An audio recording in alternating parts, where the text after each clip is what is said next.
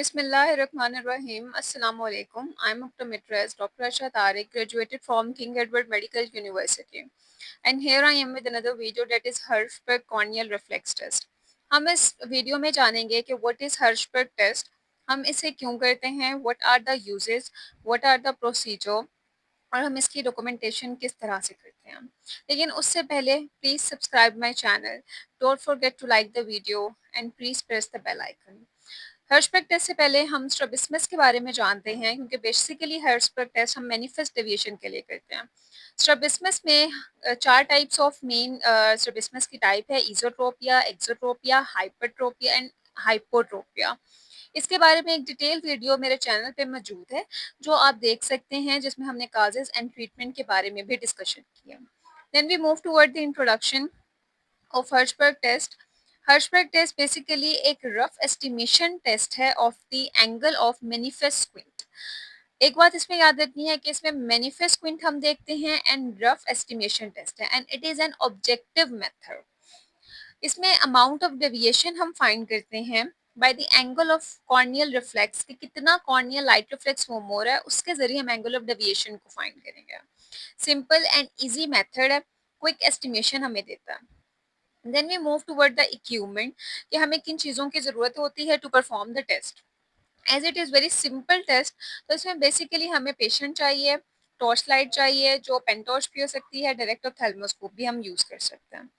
Then we move toward the procedure कि हमने इसे किस तरह से परफॉर्म करना है। पेशेंट को हमने 33 सेंटीमीटर पे बिठाना है, हेड टू हेड या स्ट्रेट हेड इसका होना चाहिए। हमने पेशेंट को कहना है कि वो लाइट में फिक्सेट करे। लाइट में जब वो देखेगा, सोर्स ऑफ लाइट बिल्कुल हमने to centre of two eyes में हमने सोर्स ऑफ लाइट को फॉल करवाना है। ठीक है, उसको हम कहते हैं ग्लैबुला। यहाँ पर लाइट को जब हम फॉल करवाएंगे और हमने उस पेशेंट को बोलना है कि वो सोर्स ऑफ लाइट में देखे, तो हमें एक सेंट्रल कॉर्नियल रिफ्लेक्स फॉर्म होगा या कोई और कॉर्नियल रिफ्लेक्स फॉर्म होगा। दोनों आईज ओपन होनी चाहिए, बाइनोकुलर होना चाहिए एंड प्यूपिल डायलेटेड नहीं होना चाहिए। This is a simple procedure. Now we move toward the uses. पहली बात आपने याद रखनी है कि प्यूपिल डायलेट इसमें नहीं होना चाहिए। अनडायलेटेड प्यूपिल्स में हमने इसे परफॉर्म करना है। फर्स्ट परकिंजी इमेज को हमें देखना है which is the reflection of the light from the front surface of cornea. In images को देख के हमने हर तक की एस्टिमेशन करनी है। अब चलते हैं टुवर्ड द यूजेस। ये बताएगा कि स्क्विंट प्रेजेंट है या नहीं, या सूडो स्क्विंट तो नहीं है। What is the direction of the squint, वो कौन सी डायरेक्शन का है।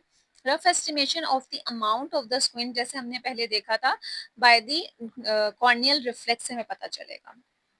स्क्विंट के बारे में, उसके डायरेक्शन के बारे में बताने के अलावा हम इसे चिल्ड्रंस में, न्यूबॉर्न्स में, अनकोऑपरेटिव पेशेंट्स में यूज करते हैं, जिससे हमें एक रफ एस्टिमेशन मिल जाता है about the angle of deviation usually, क्योंकि प्रिज्म के साथ इसे कैलकुलेशन करना थोड़ा सा मुश्किल हो जाता है अनकोऑपरेटिव पेशेंट्स में। इसके अलावा उन पेशेंट्स में जिनके पास पुअर फिक्सेशन है, एनी सेंट्रिक फिक्सेशन जिनके पास होती है, उनमें भी हमारे पास ये हेल्पफुल होता है।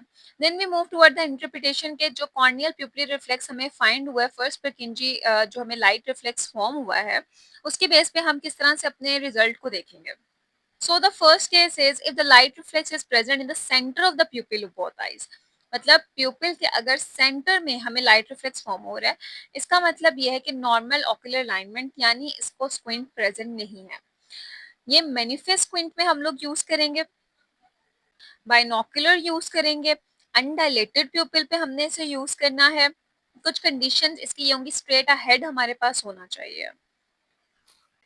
इसमें अगर हम एक पॉइंट देखें तो सेंटर ऑफ एग्जैक्ट प्यूपिल में प्रेजेंट नहीं है, स्लाइटली डिसेंटर्ड है 0.5 millimetre, that is normal due to the angle kappa kappa. It is the angle that is present between the visual axis and the pupillary axis of an eye. So in both eyes there is a decentration of 0.5 millimeter, it is normal and symmetrical. Now the first is detection of skin. Now the first eye center pupillary light reflex is formed, लेकिन second हम eye में देखें तो center light reflex नहीं present, इसका मतलब ये ocular misalignment है, इसमें squint present है।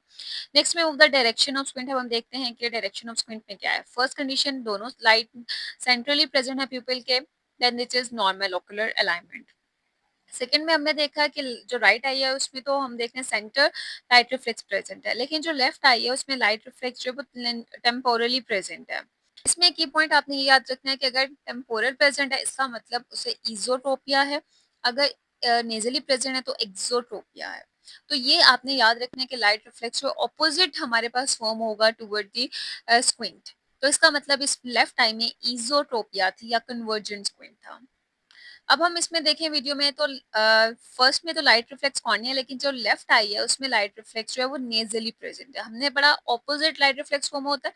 अगर नेजली प्रेजेंट है इसका मतलब लाइट डिस्प्लेस टेम्पोरल होगी, तो इसका मतलब क्या है कि पेशेंट को एक्सोट्रोपिया या डाइवर्जेंट स्क्विंट था। तो इस तरह से हमें डायरेक्शन ऑफ स्क्विंट के बारे में पता चलेगा। अब हम अगर प्रैक्टिकली देखें तो this is the corneal reflex. अब राइट आई में तो सेंट्रो कॉर्नियल रिफ्लेक्स प्रेजेंट है एंड लेफ्ट आई में हम देखें तो लिम्बस पे हमारे पास प्रेजेंट है, जो हमें बता रहा है कि नेजली प्रेजेंट है मतलब एक्सो था। इसमें देखें तो लेफ्ट आई में सेंट्रली प्रेजेंट है एंड इसमें टेम्पोररी प्रेजेंट है, मतलब कि इसमें अब इजोट्रोपिया होगा। तो राइट आई में इजोट्रोपिया है एंड लेफ्ट आई में सेंट्रल होने की वजह से लेफ्ट आई ठीक है। The third type of squint जिसमें हम देखते हैं कि लाइट रिफ्लेक्स लेफ्ट आई में सेंटर में प्रेजेंट है लेकिन राइट में नीचे पिपलरी मार्जिन के लेकिन नीचे। इसका मतलब ये है कि इसको हाइपरट्रोपिया था। ठीक है, तो हाइपरट्रोपिया होने की वजह से लाइट रिफ्लेक्स हमारे पास नीचे फॉर्म हुआ है पिपलरी मार्जिन पे। अब ये लिम्बस पे भी फॉर्म हो सकता था या फिर पिपलरी मार्जिन पे भी, या बीच में अभी हम आगे जाके देखते हैं। सिमिलरली अगर ऊपर साइड पे प्रेजेंट है इसका मतलब ये है कि इसको हाइपोट्रोपिया है। लाइट रिफ्लेक्स ऑपोजिट होगा toward the direction of squint जो भी प्रेजेंट होगी। ऊपर लाइट रिफ्लेक्स है तो hypotropia. Now we move the third case is कि हम इसमें देख सकते हैं कि लेफ्ट आई में नेजली भी प्रेजेंट है और थोड़ा सा ऊपर लाइट रिफ्लेक्स फॉर्म हो रहा है। इसका मतलब ये है कि पेशेंट को लेफ्ट आई में एक्सोट्रोपिया है वन एंड सेकंड साथ इसको हाइपोट्रोपिया भी है। तो इस तरह डबल स्क्विन भी हमारे पास हम देख सकते हैं कि इसकी जो आई है वो एक्सो भी है एंड हाइपो भी है। नेक्स्ट में मूव टुवर्ड वो कौन सी कंडीशन है जिसमें एक्सोट्रोपिया एंड हाइपोट्रोपिया होता है present in the same eye, that is third nerve palsy. Now tips of corneal Hirschberg test. आपने दो चीजें इसमें याद रखें। कॉर्नियल रिफ्लेक्स जो भी आपको फॉर्म होगा opposite to the direction of eye, यानी अगर नेजली प्रेजेंट है तो एक्सोट्रोपिया है, अगर एक्सो प्रेजेंट है टेम्पोरल साइड पे प्रेजेंट है तो इजोट्रोपिया है। डेविएशन होगी उतना ही कॉर्नियल रिफ्लेक्स डिसेंट्रेशन होगा, मतलब कि उतना ज्यादा वो सेंटर ऑफ पीपल से अवे होगा। तो ये दो टिप्स हैं जो आपने याद रखनी है। Then we move toward the measurement के हम देखते हैं कि कितना प्रिज्म डायोप्टर था, कितने एंगल ऑफ डेविएशन था। मेजरमेंट ऑफ स्क्विंट सबसे पहले हम इस कंडीशन में देखें तो सेंट्रली प्यूपिल प्रेजेंट है, दिस इज कम्प्लीटली नॉर्मल। हमने देखा है कि अगर सेंटर ऑफ प्यूपिल में प्रेजेंट है तो इसका मतलब कोई मिसअलाइनमेंट नहीं है। इसमें कुछ पॉइंट्स हैं जो आपने याद रखने हैं कि 1 मिलीमीटर डिस्प्लेसमेंट तकरीबन 7 degree angle of deviation produce करेगा। यूजुअली जो प्यूपिल है 4 मिलीमीटर का होता है तो उसका जो सेंटर होगा वो 2 मिलीमीटर का होगा। तो अगर 2 मिलीमीटर ऑफ डिस्प्लेसमेंट हो रही है तो एंगल ऑफ डेविएशन 15 डिग्री होगा and it is only a rough estimation, it is not the exact value. ठीक है, तो ये एग्जैक्ट वैल्यू नहीं देता। लाइट रिफ्लेक्स अगर प्यूपिलरी मार्जिन पर फॉर्म हो रही है तो मतलब 15 डिग्री एंगल ऑफ डेविएशन है। अगर लिम्बस पे फॉर्म हो रही है, लिम्बस वो पॉइंट है जहां कॉर्निया और स्क्लेरा मिल रहे हैं, तो 45 डिग्री सेंटीग्रेड। अगर इन दोनों के बीच में फॉर्म हो रही है तो वो इन दोनों के बीच का तकरीबन 30 डिग्री सेंटीग्रेड हमारे पास जो है वो एंगल ऑफ डेविएशन आएगा। तो आपने याद रखना है कि कितना है 15, 30 एंड 45। नाउ अब हम इधर देखते हैं राइट आई में सेंटर है दोनों में, लेफ्ट आई में भी, तो उसका मतलब हर्शबर्ग टेस्ट एचपीटी हमारे पास 0 है, नो डेविएशन प्रेजेंट। दूसरी केस में एलएक्सटी लेफ्ट एक्सोट्रोपिया 15 डिग्री, क्यों? क्योंकि नेजली फॉर्म हुआ है और दूसरा ये प्यूपिलरी मार्जिन पे है तो 15 डिग्री। इसमें देखेंगे तो एलएक्सटी 30 डिग्री हमारे पास फॉर्म हो रहा है नेजली एंड दूसरा सेंटर में एंड इस तरह ही 45 डिग्री सेंटीग्रेड नेजली फॉर्म हुआ है तो एक्सोट्रोपिया। इसमें अब हम देखते हैं तो राइट आई में हमारे पास लाइट रिफ्लेक्स सेंटर में प्रेजेंट है एंड लेफ्ट आई में हमारे पास लाइट रिफ्लेक्स जो है वो लेफ्ट एक्सोट्रोपिया। अब इस कंडीशन में सेंटर है, ठीक है, एंड इसमें हम देखेंगे तो वो स्क्लेरा पे फॉर्म हो रहा है, मतलब कि जो राइट में एक्सोट्रोपिया वो ग्रेटर देन 45 डिग्री है। तो अगर किसी भी लिम्बस या प्यूपिल पे नहीं हो रहा और वो अवे हो रहा है तो आपने ग्रेटर देन 45 लिखना होगा।